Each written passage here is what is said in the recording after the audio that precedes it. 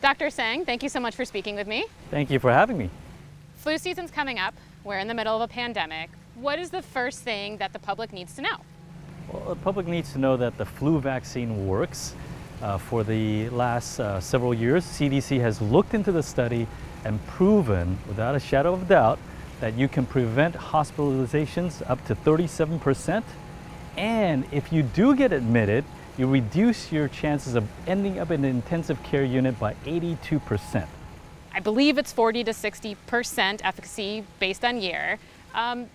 That's, not really a convincing argument for people. Yeah, I mean, we hear those numbers thrown around, but the key thing is if you look at the studies, and CDC has done this every year now, to look at the efficacy.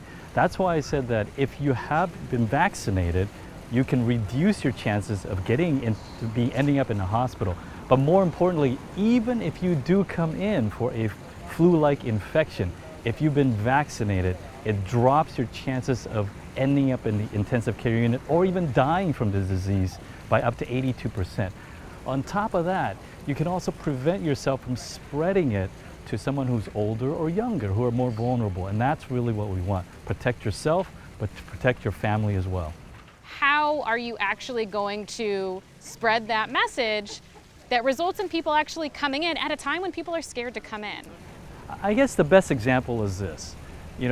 Not only do we believe in this, we walk the walk and we talk the talk, but we walk the walk. So all our physicians, all our staff physicians, every year we have about high 90% vaccination rate among all our staff physicians, up to 99.3 in several years, because we believe in it. We're not just talking about it, we follow that advice. The only exceptions, I'll tell you, is people who take extended leaves or if they have valid medical concerns, that's documented. That's your staff. What about rollout for the public? A lot of concern about actually coming in, even for urgent medical needs. We've seen those numbers are lower during the pandemic. How are we getting people to actually physically walk through a door for preventative care? Great, perfect question. We've learned from this pandemic, we've learned that we can use technology wisely, keep the same quality, keep the same service, and increase the safety. So last thing we want is to transmit it from person to person. So we've leveraged technology. We have walk up, drive up, we have on-site, we have face-to-face, we have all different means to get you to have the vaccine, receive the vaccine safely. So we've also put a QR code. So instead of the traditional walk up to the clinic, grab a clipboard, grab a pen, sign it, everything is digital. Even the education component's digital. So we can minimize that risk of transmission. It's all about prevention.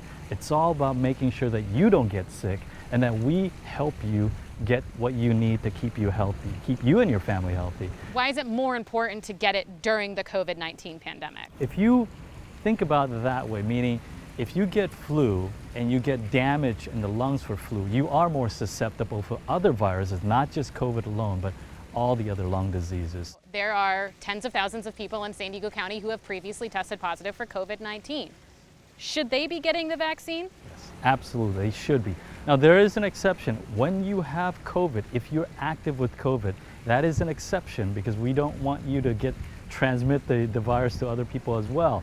We want to keep you safe. So after you're recovered from COVID, yes, absolutely, you should be one getting the vaccine.